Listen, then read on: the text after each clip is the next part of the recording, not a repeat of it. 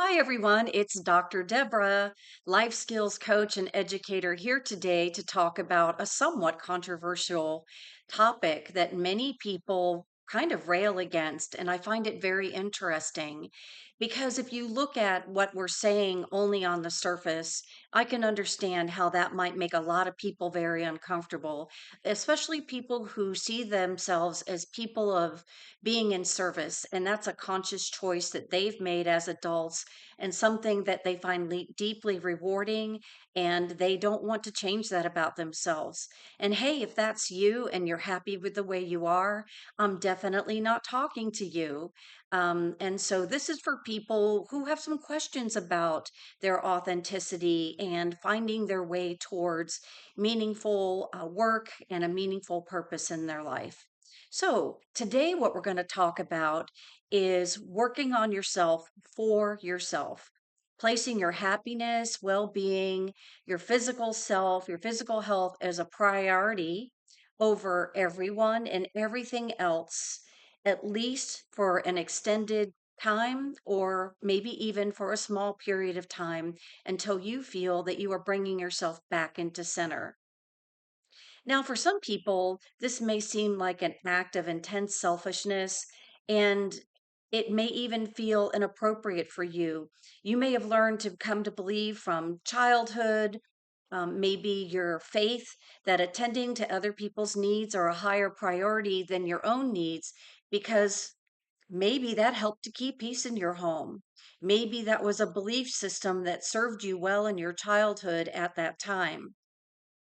Perhaps making sure an adult in your home was even balanced, satisfied with the way things were running in your household.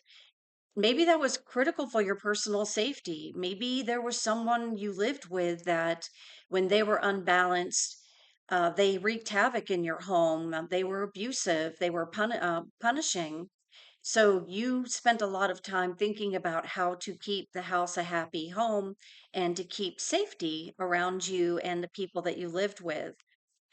Psychologically and physically, your brain learned that early on, checking on other people, constantly scanning family members for problems or to help them get their needs met, jumping in to help people or rescue them is just the way your family is. It's just what we do around here.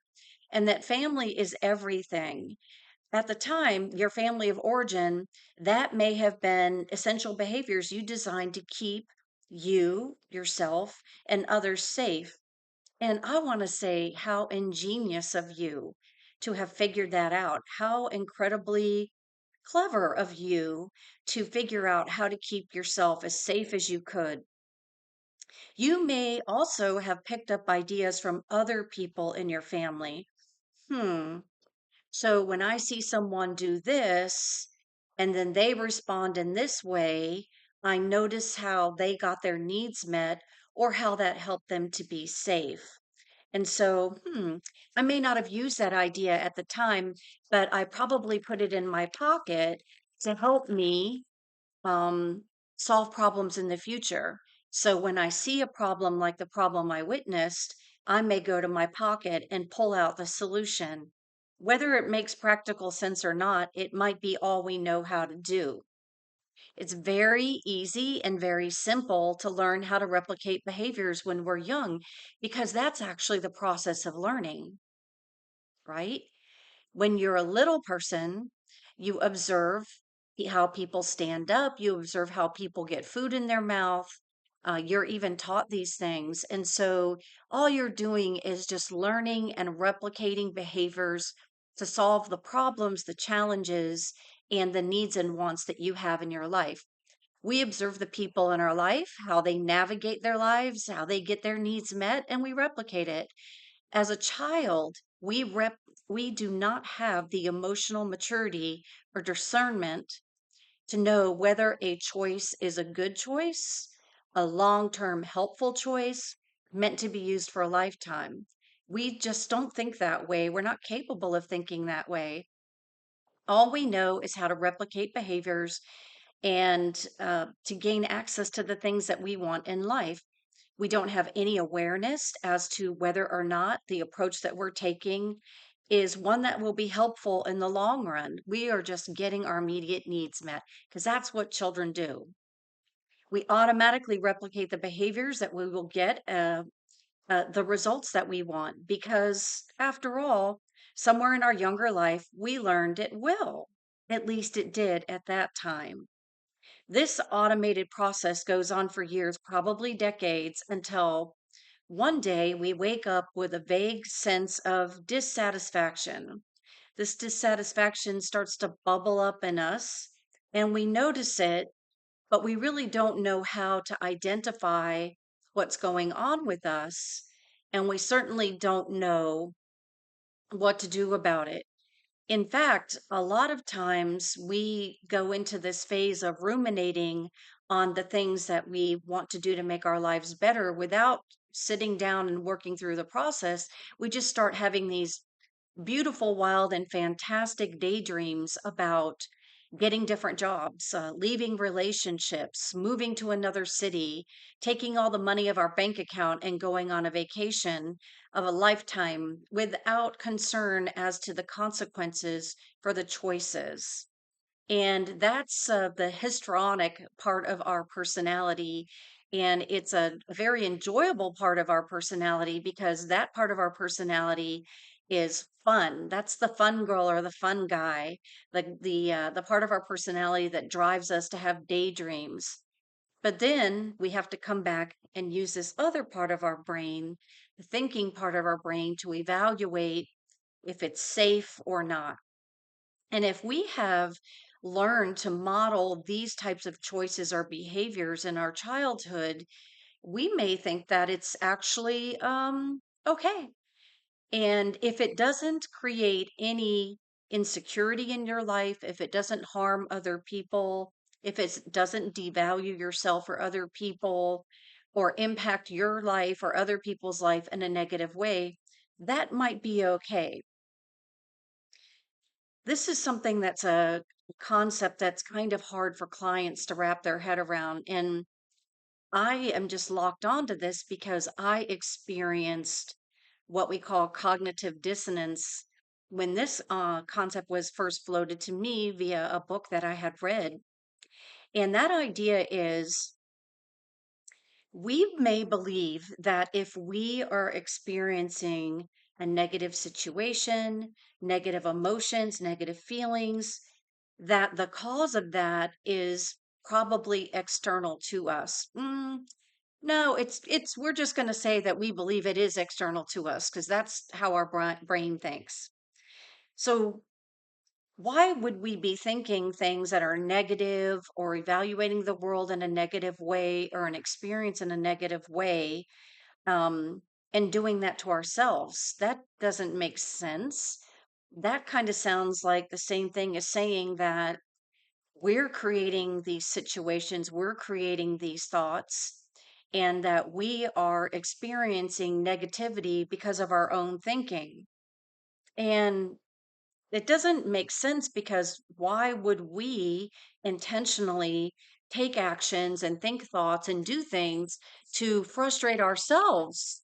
And if we're experiencing frustration, it must be because of an internal reason.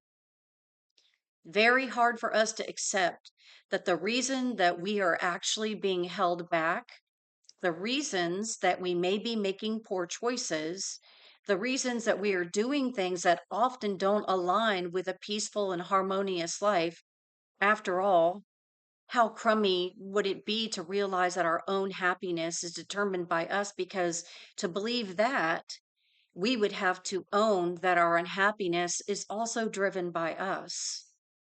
We think our happiness is driven by our accomplishments and the positive choices that we make, but we believe that our unhappiness is driven by the behavior and choices of others. Think about that. That's one to soak in the tub over. I mean, we would really have to acknowledge that our crummy thinking is driven by our choices, which may, in fact, be the root cause of much of our unhappiness. When we get stuck in loops, So you've heard people talk about this concept of getting stuck. And getting stuck really means that we are in a loop of thinking, a loop of behavior, and we don't know how to find our way out of it because we're often looking at the behavior and choices of other people, how we believe they impact us, as being the root cause of our being stuck. But that's not true. Their behavior and their choices and what they are or are not doing certainly is impacting us. There's no doubt about that. No one would deny you that truth. However, that is not the reason that you're feeling stuck. It's my belief that the reason that we feel stuck is because we don't realize that we have autonomy to make choices so that we live a different life. And as I mentioned earlier, we have this one aspect of our personality that just wants to throw out everything and start fresh because you know why? I know you know why. We don't have to deal with it. I don't have to deal with apologizing to you. I don't have to deal with the pain of owning my own stuff. I don't have to reorganize my life. I don't have to go through the process of change. I can just go find a new guy or a new girl who knows nothing about me and the choices I make and just hope I do better next time, right? And how's that working for you? How's that working for you? I think I have an idea. Okay. So, our crummy thinking, what can we do about it? Well, when you see yourself responding to people with anger and blame, and you come home and you feel helpless, and you might even have a little bit of hopelessness creeping in because you're not realizing that you actually have the personal power to make the change that you want to make. You might not know the steps, that might not be intuitive. If it was, none of us would be having these problems. You know, everyone has had to learn how to make meaningful change in their life. Anyone who ever has had to learn that, okay? So we can't run away from doing the real work of change, which is exploring what we're doing now, understanding how we got here. I want to pause right there. So, understanding how we got here can sometimes mean going to see a licensed mental health counselor and working with that licensed mental health counselor to unravel aspects of our past and to assign meaning to those things that have happened to us so that instead of carrying those things like a burden or a dark cloud that follows us around and ruins every part of our life, we can assign meaning and understanding to them to help inform where we go from there. If you are in counseling and therapy and you still feel like you are stuck and in a loop, I would argue that in some cases, not every case, for example, if you were assaulted, you have no responsibility in that. You can't take responsibility for that. But you can be honest with yourself and ask yourself, am I deciding to see myself as the same character in this story for decades? So if you were a person who something bad happened to them when they were 20 and you're still looking at the situation the same way at age 60, it's still informing you in the same way. You may have talked about the understanding of how you got there in your thinking and why you're feeling the way you are, but you may not have done the next part, which is learning how to make different choices, learning how to think about your life in a different way, owning the next chapters of your life, and to go towards a different way of being. Okay. So the shocking truth is that we all have things that happen to us. We all have things that we all have past where people may have said harmful or hurtful things to us. They may have done harmful or hurtful things to us. And we cannot do anything to undo the past and what has happened to us. But all we can do is recognize how we're holding on to patterns of choices, patterns of behaviors, learn about the science of our brain, because the science of our biology is a lot of what causes this replication of behavior. The way that our brain works, the patterns, the way that our brain is motivating us to behave and motivating us to make choices, it doesn't allow us to come into consciousness about what we're doing when we're just running on automatic. Okay. So, growth means moving along in your journey, even if you have stayed stuck in a pattern of behavior for 30 or 40 years. I do understand that. I have deep compassion for how that might feel. The anger that you might have at yourself for allowing it to happen, the the lack of motivation to change because believing that possibly it's too late for you to change and to have meaning in your life. I just want to encourage you to be courageous about exploring that, because even if you have only 1 month or 10 years left to live or an entire lifetime in front of you, you can benefit from doing this work. And it's so liberating and freeing not to have those same thoughts and feelings every single day of your life. So, this is what is meant by placing yourself as a number one priority. I hope that you can see as we're talking about this that it's not an act of selfishness, even though it does begin with you, and even though you will be the number one beneficiary of doing that work. In fact, think about it from this aspect. If you were to shake out most of the habits that were holding you back or contributing towards the challenges that you sit with every day, that you keep with you to keep the life that you really want to have from happening, then you are missing out on the opportunity to go towards the relationships you either want or you aspire to have. If you were doing better in life with yourself, and you know what I'm talking about, is it possible that you could be feeling more happiness, more contentment? And how would that impact people that are in your life, living your life every day with you? How would it impact your coworkers? How could it potentially change people's perception about you in a way that they get to see the authentic you and not this character that you keep deciding to show up as every day at work?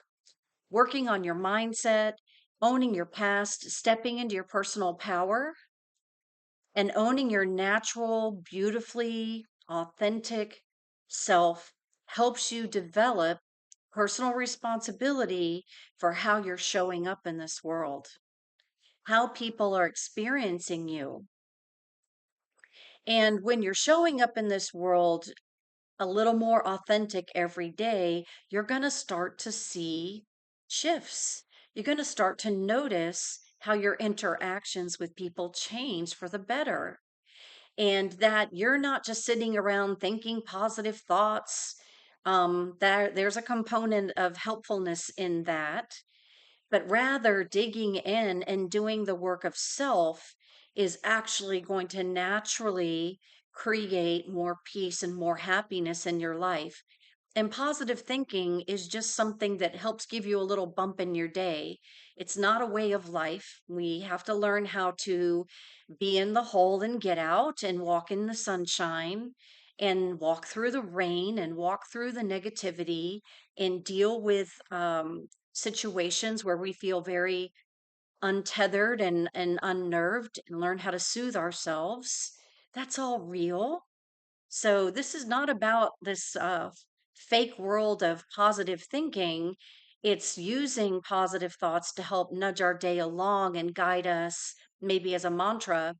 But living a real and authentic life means owning all aspects of our lives, even the negative parts. So You're showing up in this world, and when you're on your journey, your personal journey of growth and intentional living, you're giving everyone around you a gift. And that is what being human is about.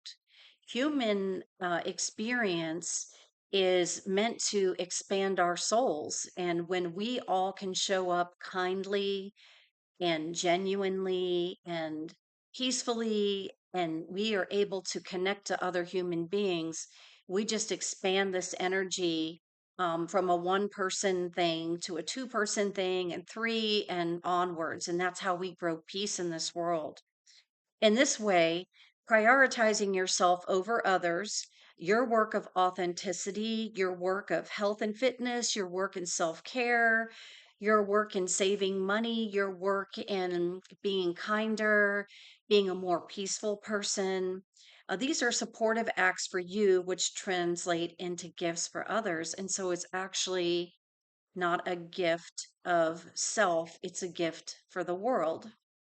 Depending where you are in your journey and your openness to evolving, there are, depending where you are, well, depending on where you are in your journey and your openness to evolving, there are so many resources available to help you on your way. If you feel in crisis and are having intense emotions, please seek the care of a licensed mental health counselor. These professionals are the most qualified to help you walk back to your place of centering. Don't forget your spiritual goals. And to get your spiritual goals worked through and to achieve these, you're probably going to have to align yourself with some sort of spiritual guidance. I encourage you to pick a spiritual guide that allows you to be curious, to ask questions, a spiritual guide that allows you to involve your own free thinking and where there's no absolutes and that you get to decide what's right for you. Coaching is a good choice for those of you who are not in a state of crisis but are frustrated by what you perceive as being your current condition, and you're motivated to make changes. And you just need some help on selecting your area of focus, and a coach can help to guide you to your own inner wisdom, to your own inner light, and help you bring yourself into greater focus. A coach walks alongside you to help you regain the aspects of you that you may have lost in your family of origin or in habits that you have been enacting over a long period of time. All right, that's it for today, guys. Please follow me, like, and share my videos. Love you guys. Dr. Deborah, peace out.